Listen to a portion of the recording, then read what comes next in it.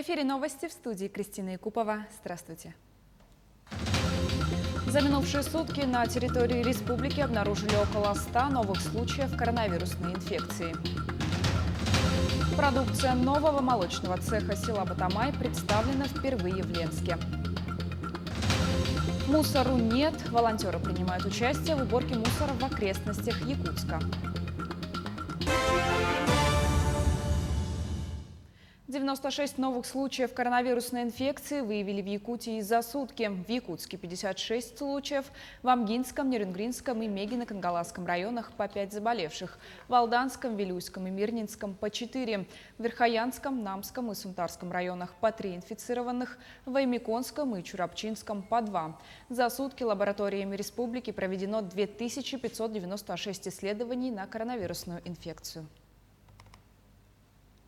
Россия возобновляет авиасообщение с Турцией с 22 июня. Об этом заявила вице-премьер Татьяна Голикова по итогам заседания Федерального штаба по борьбе с коронавирусом.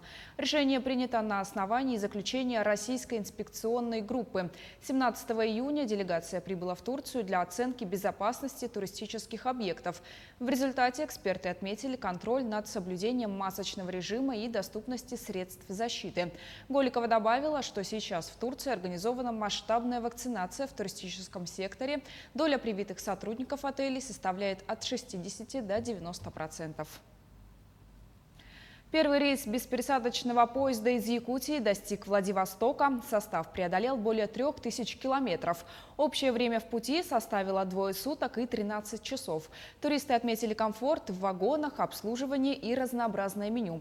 Отмечается, что летом во Владивостоке ожидают большой наплыв туристов из Якутии и абитуриентов, поступающих в учебные заведения.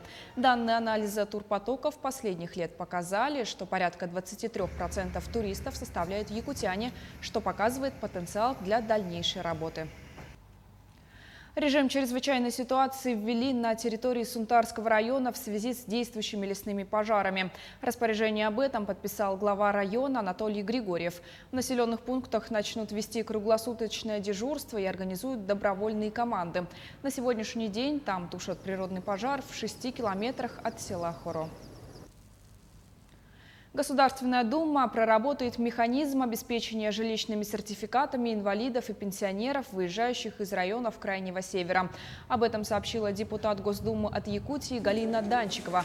По ее словам, жители республики регулярно задают вопрос о повышении размера субсидий. В рамках реализации проектов по укреплению социальных гарантий Галина Данчикова предложила в первую очередь обеспечить сертификатами наименее защищенные категории граждан. Давайте, уважаемые коллеги, мы проработаем такой механизм, чтобы обеспечить именно выдачу сертификатов для инвалидов и пенсионеров. То есть, чтобы создать именно условия более комфортные для проживания именно этой категории. Все, что касается работающих, все, что касается тех людей, которые сегодня могут, в принципе, принести пользу и работать на нашей территории, пусть даже в Нерюнге, пусть даже в Мирном.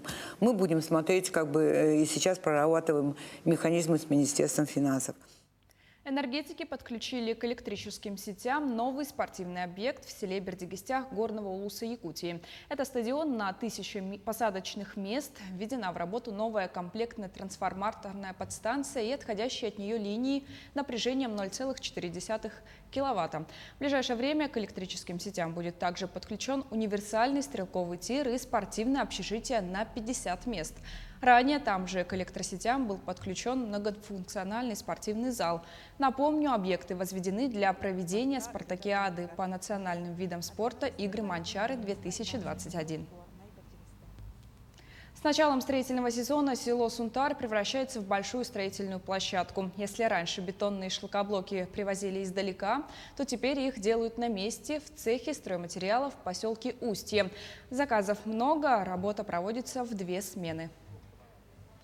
Цех по производству строительных материалов работает уже 3-й год. Скажем так, с прошлого года уже вышли на проектную мощность. В настоящее время здесь трудится более 10 человек, работают 2 смены. Продукция в основном выпускается на данный момент бетонный блок. В одну смену где-то более 1000. Сыр местного производства поступил в продажу в Ленском районе Якутии. Его вкусовые качества уже успели оценить многие ленчане. Сыр ленский, мягкий, свежий и очень вкусный, с утра уже на прилавке фирменного магазина. Его стоимость за килограмм немногим более 450 рублей. Расфасован сыр небольшими головками по 370 грамм. Срок годности 10 дней. Сегодня этот продукт самый востребованный в магазине. Сыр очень вкусный, пользуется спросом. У нас буквально его только привезли, через 1,5 часа сыра нет. 15 килограмм распродается буквально за 1,5 часа. То есть люди, как говорится, один попробовал, второй попробовал, и все, разрекламировали. Теперь у нас за сыром очередь. В общем, до обеда сыр на прилавке магазина не залеживается. Ленчане покупают его по нескольку головок сразу. Если честно, я беру только первый раз. Наслышана, вот успела, прибежала. И мама заказала попробовать. Поэтому взяли на пробу. Ну, раз хвалят, значит вкусно. Сыр первый раз попробуем, потом будем пользоваться, питаться, переходить на более экологичные продукты, скажем так. Сыр начал выпускать новый молочный цех сывоварни предприятия «Батамайское», который открыт был несколько месяцев назад. Цех оснастили новым современным оборудованием, что и позволило расширить перечень выпускаемой продукции и улучшить ее качество. Качество молока улучшилось в разы за счет мощного оборудования, мощного пастеризатора. Самый главный, я считаю, агрегат на молочной линии – это пастеризатор. В сутки предприятие выпускает 700 литров молока и 100 килограмм различной кисломолочной продукции, а также 16 килограмм сыра. Ежедневно из 100 литров молока вырабатываем. Кроме этого, в выходные дни вырабатываем по 2 варки сыра полутвердого, потому что в выходные дни реализация молока меньше. В воскресенье не поставляем в магазин, поэтому стараемся сырье использовать на производство других видов продукции, чем выработать масло. Масло, конечно, объемы немножко уменьшились производства, поэтому надеемся, что качество оценят потребители. Сывоварение для предприятия направление новое. Пока Батамайское выпускает только сыр мягкий. Процесс его изготовления занимает сутки. А в середине июля ленчане смогут попробовать сыр полутвердый, голландский, который сегодня находится на вызревании. Варится в течение 6 часов, потом поступает в рассол. Через сутки поступает в сырную камеру. Мы за каждую головку красим пищевой краской, дышащей, чтобы наш сыр блестел, был таким солнечным, можно сказать. Каждый день переворачиваем наши сыры. В течение 45 суток у нас тут стоят. Помимо сыра на прилавке магазина появятся и поменявшие свои вкусовые качества и упаковку молочной продукции. Это молоко, сливки, сметана, кефир, йогурты. Кстати, линейка вкусов этого продукта увеличилась вдвое. В ближайшее время в магазины поступит снежок и ряженка. Улучшилась упаковка. Перешли мы на тетрапак, экологичную упаковку. Да она и не то экологичная, это одно, и второй плюс, дешевле получается себестоимость изготовления продукции. Молочная продукция предприятия уже давно зарекомендовала себя на местном рынке. Сыр тоже пришелся по вкусу ленчанам. Поэтому многие покупатели оставляют лишь одно пожелание предприятию – выпускать больше полюбившегося сыра, чтобы его хватило всем желающим. Светлана Балеева, Виталий Андреев, Ленск. Более 60 якутян вышли на второй субботник в рамках проекта «Мусору нет». Волонтеры убирают мусор, оставленный после пикников в окрестностях Намцирского тракта. В рамках проекта этим летом будут ликвидированы несанкционированные свалки неподалеку от Якутска, информация о которых была собрана с помощью цифровой карты свалки.ekt.ru. В первом субботнике этого сезона приняли участие более 100 неравнодушных горожан. Общими усилиями было собрано более 350 мешков и более 90 кубометров мусора на Маганском тракте. Организаторы отметили, что все волонтеры обеспечены защитными масками, перчатками и мусорными мешками. Это массовый городской субботник. Мы организовываем уже не в первый раз. В этом году это уже второй субботник. Мы приглашаем волонтеров и организуем поездку, вывозим их на автобусах, предоставляем обязательно маски, панамочки. В этот раз мы еще предоставили им бутыли. И отвозим на локацию. В этот раз мы едем по Намцирскому тракту. И они там, убирают мусор.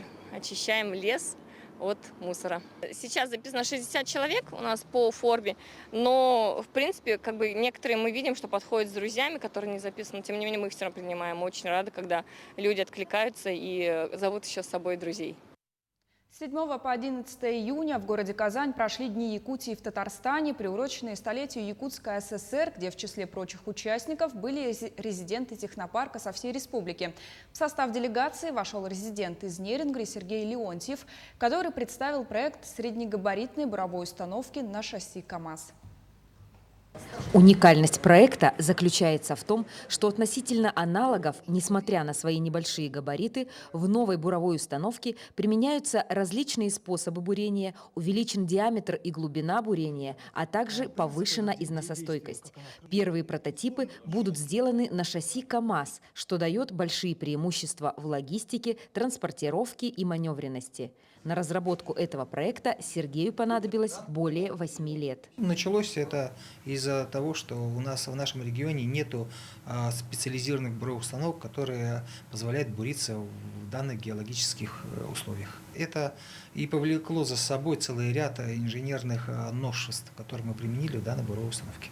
Ну, испытания показали, что и скорость, и качество бурения, и выход самой пробы намного превышает, в несколько раз превышает существующие методы бурения. Помимо основной программы, участие в выставке «Саха Innovation», которая проходила в IT-парке города Казани, у представителей Нерюнгринского технопарка был запланирован ряд рабочих встреч с дирекцией торгово-финансовой компании КАМАЗ, заводом механических трансмиссий и региональным центром прототипирования ТМС Групп, который является партнером инновационного центра Сколково.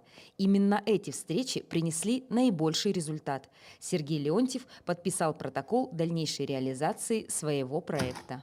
Так как он выиграл в фонде Сколково средства на разработку прототипа своей буровой установки, ему было необходимо найти завод, на базе которого он осуществит разработку как раз этого прототипа. То есть и конструкторскую документацию, и непосредственно создание этой буровой установки, ее на шасси КАМАЗ и дальнейшие испытания. Мы нашли такой завод. Теперь разрабатывается конструкторская документация, и к марту 2022 года должен быть готов прототип этой буровой установки. После прохождения необходимых испытаний буровая будет запущена на серийный выпуск и реализацию. Ирина Кичигина, Захар Головин, Нерюнгри. К этому часу вся информация. Наши корреспонденты следят за событиями в республике и за ее пределами. Еще больше новостей на сайтах як24.ру и nvk-online.ru.